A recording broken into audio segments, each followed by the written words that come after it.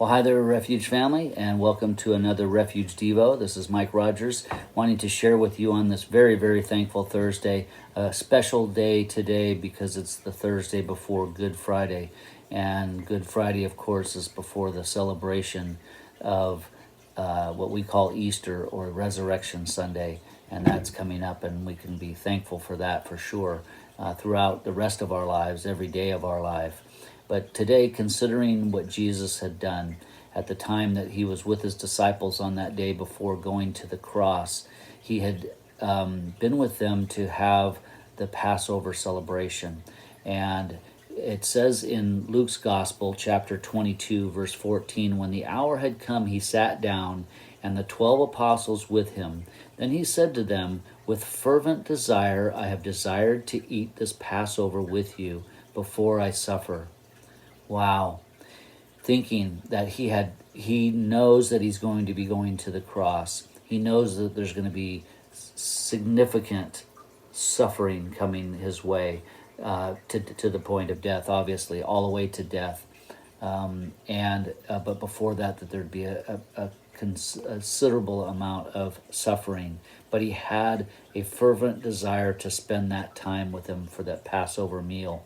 And it gets us to think about that first Passover when we read in Exodus about when God had put the plagues on Egypt because he was going to free the Israelites from Egypt, and Pharaoh had kept them in bondage, and God had instituted the 10 plagues upon the Egyptians. And we see in Exodus, it talks about the very first Passover when that 10th plague was on that night of the very first Passover.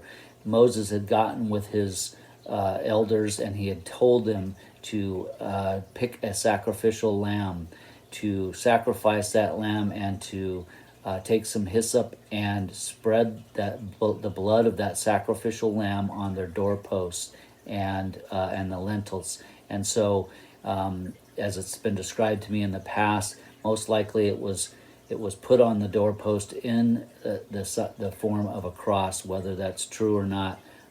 Regardless, that blood of that first lamb was a representation of what we're going to see later in Jesus shedding his blood for us. And certainly Jesus, being God himself in heaven at that time, was able to see what happened on that very first Passover. Now he knows that he's going to be going to the cross himself, and he will be that sacrificial lamb, and he will be the one shedding his blood for us. And then he tells them, as he took the cup, he gave thanks for it, and he had first taken the bread, and he gave thanks, and he broke it, and he gave it to them, saying, this is my body which is given for you. Do this in remembrance of me. Then he likewise took the cup after supper, saying, this cup is the new covenant in my blood. This cup is the new covenant in my blood, he said, which is shed for you. And so he, knowing what was coming the next day, was doing this, but he looked forward to it with fervent desire, knowing that it was important to do what he did, knowing that it would change the lives, just as the first Passover freed the Israelites. They were free from that death that was coming through. The firstborn didn't die if they had the blood of the lamb on their doorpost.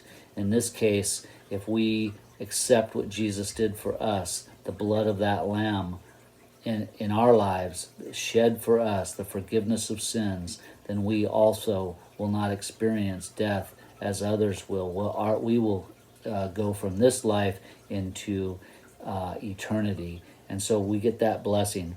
What a great reason to be thankful for today. So I pray that you're going to be blessed today.